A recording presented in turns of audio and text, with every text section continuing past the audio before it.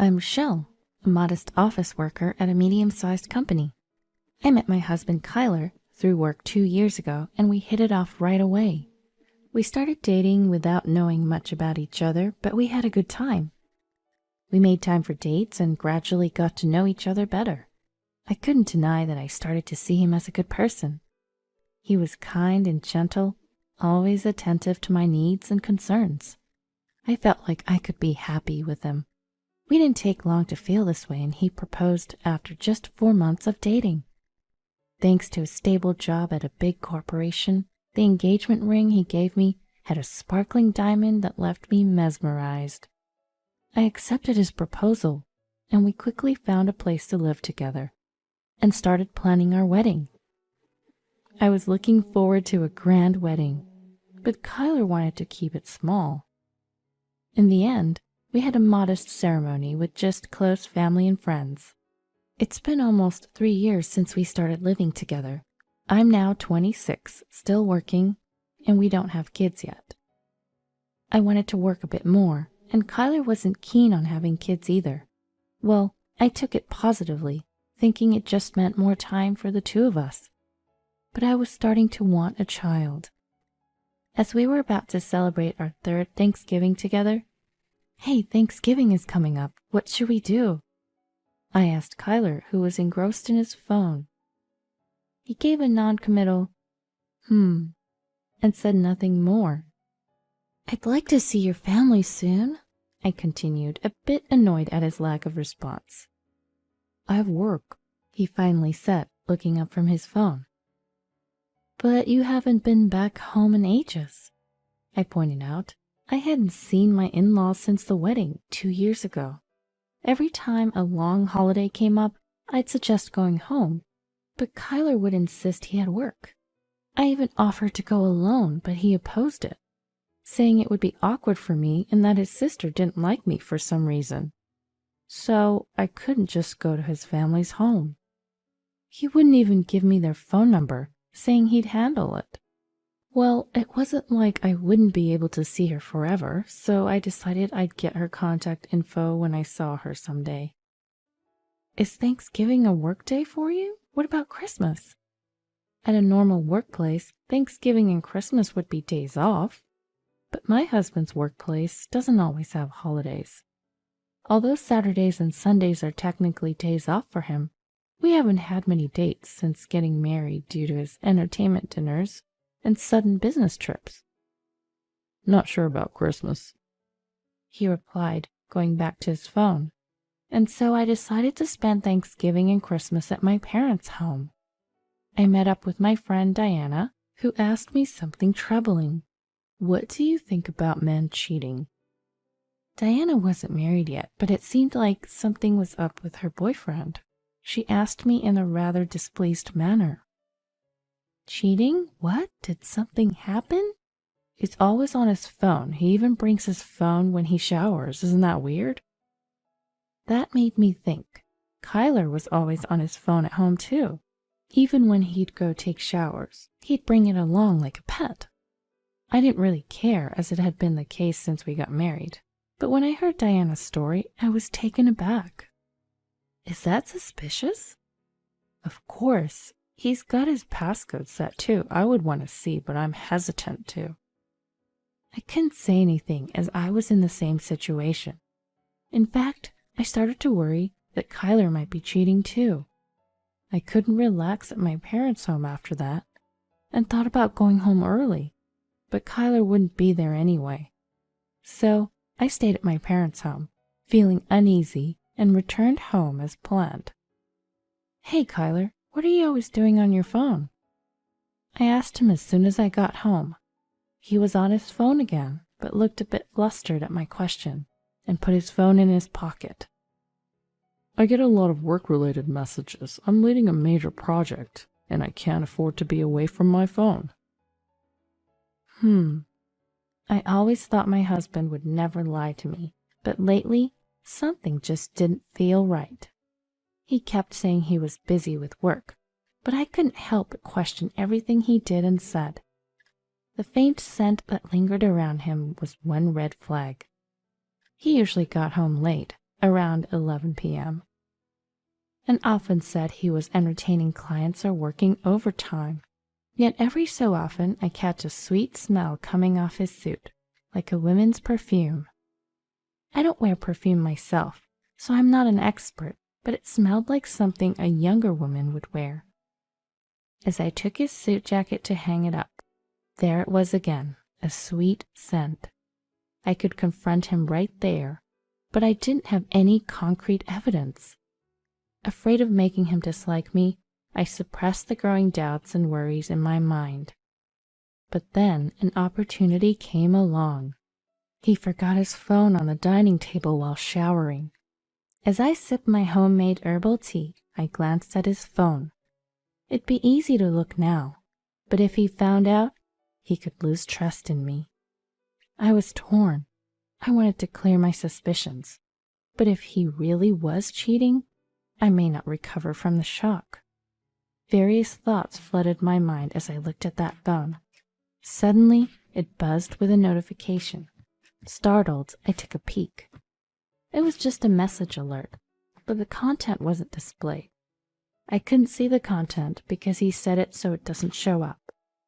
I reached for his phone, making sure he had not come out of the shower yet. I held my breath as I moved my fingers to open the phone, but it was locked. Of course. Everybody locked their phone.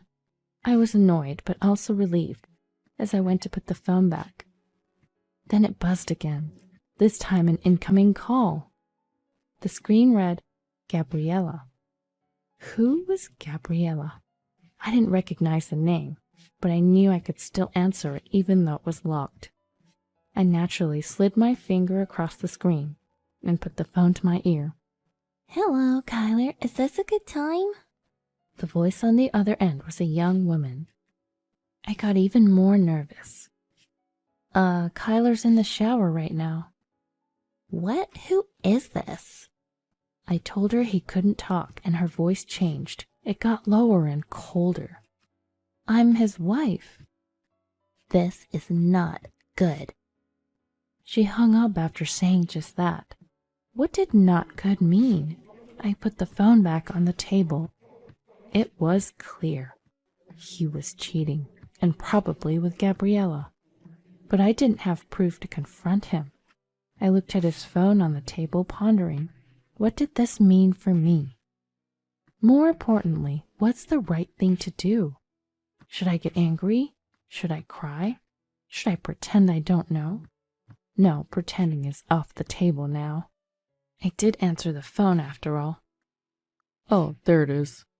Lost in thought, I didn't notice him come out of the shower. I caught my husband reaching for his phone and looked at him. Was he checking something or typing a message? It was hard to say. Gabriella called. When he heard this, he stopped what he was doing and looked at me. Oh, did she? The moment our eyes met, he averted his gaze and started fiddling with his phone again. Normally, he'd sit next to me after a shower to have a beer, but not this time. He seemed like he was about to leave. Wait, can we talk for a second? I stopped him with a smile and gestured for him to sit. What about? He stayed put, but didn't come closer. Who's Gabriella? A coworker.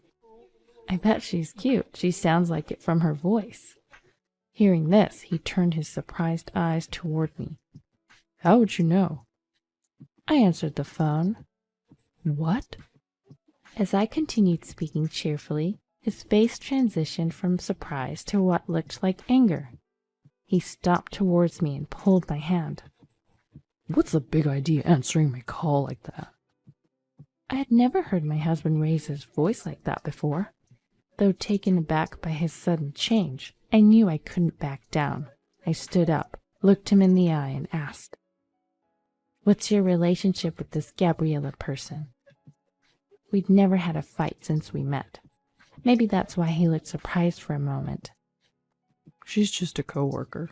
His voice softened, and he sat down on a nearby chair. I sat back down, too. I couldn't press him further at this point.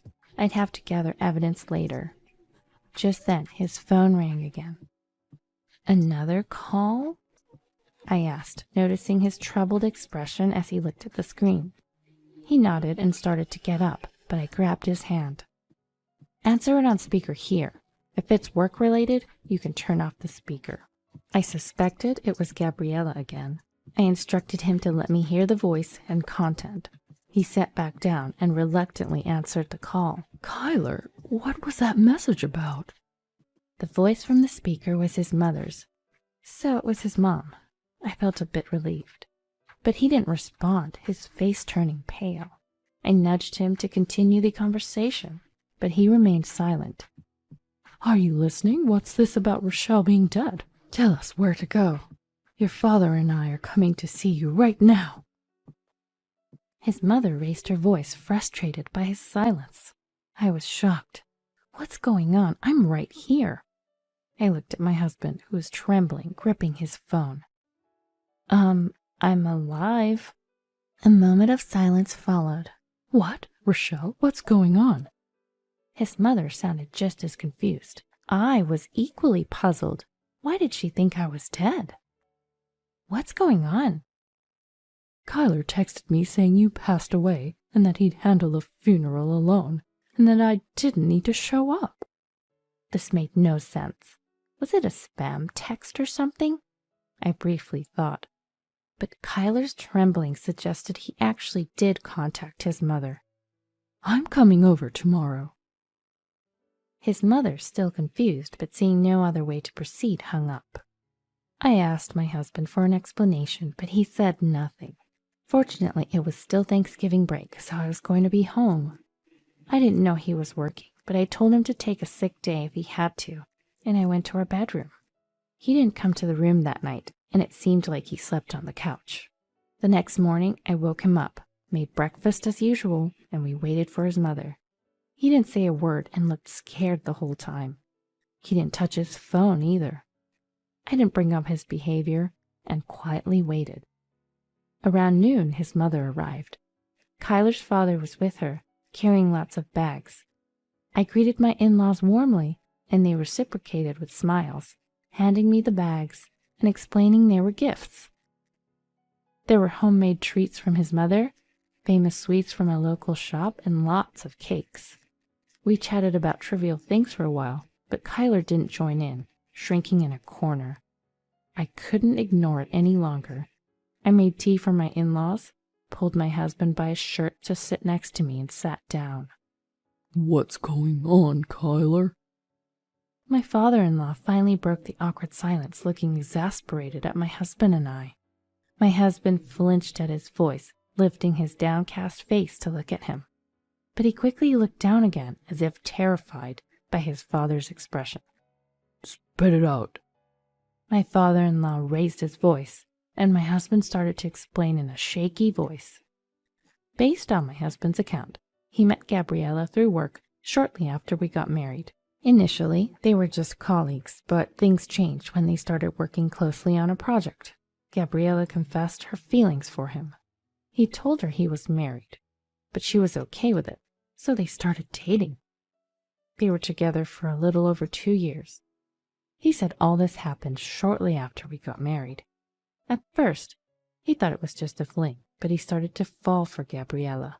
He considered divorcing me to marry her, but realized he'd have to pay a hefty settlement if he admitted to cheating. So he tried to make my in-laws dislike me, thinking I'd initiate the divorce. He even spread rumors about me to my in-laws and his sister. But my in-laws never showed any signs of disliking me, and I didn't seem to be bothered by it. So he thought about cutting ties with me and paying the settlement. So he told his parents that I had passed away. My in-laws and I were dumbfounded by his foolishness. You're unbelievable. I'm so sorry, Rochelle, about our poor son. My mother-in-law apologized, holding back tears. I told her to look up, and then she looked at my husband. Kyler was visibly shaking, his face pale. If you're willing to pay the settlement, I'm okay with a divorce, I told him, smiling. At that moment, my father-in-law landed a punch on my husband's head. You idiot! Break up with her right now. You've lost your freedom. Go home. My husband was too stunned to resist. Kyler was frightened by my father-in-law's furious behavior, and it looked like he was about to burst into tears. I couldn't help but laugh a little. We'll take responsibility for the settlement, my mother-in-law said, tears streaming down her face. I wrapped my arms around her and smiled at her. Don't worry about it, I reassured her. After hearing all this, staying together seems foolish. I have a job and we don't have kids. I'm sorry I couldn't be a better wife, I said to my mother-in-law, after hearing about my husband and immediately losing interest. My in-laws apologized to me over and over again and left the house, dragging my reluctant husband. We divorced shortly after. I claimed a hefty settlement and kept the house. A few days later, I got a call from an unknown number. It was my sister-in-law. Apparently, she had also been misled by Kyler, and that was why she never tried to get to know me. It turned out, both my sister-in-law and I had no hard feelings about each other ever, and she wanted to reach out to me. She wanted to be friends, even though we were no longer sisters by marriage. She said she wanted to meet up. So I agreed to meet with her and ended the call. A few days later, I saw my sister-in-law for the first time since the wedding. We both were happy to catch up, and we quickly became comfortable with each other after chatting and hanging out. From that day on, we stayed in touch and became good friends. She even filled me in on my ex-husband's situation. Apparently, Gabriella had no intention of marrying him. She was just using him for financial support. When I found out, she started making plans to cut ties with him. And apparently she dumped him pretty quickly. He had to quit his job when he moved back in with his parents. And now Kyler's doing manual labor, which he despises, under his father's strict supervision. Hearing all this lifted my spirits. My sister-in-law was probably worried about me, even as she shared this with a smile. I laughed along and told her not to worry, as they planned to keep him under even stricter training.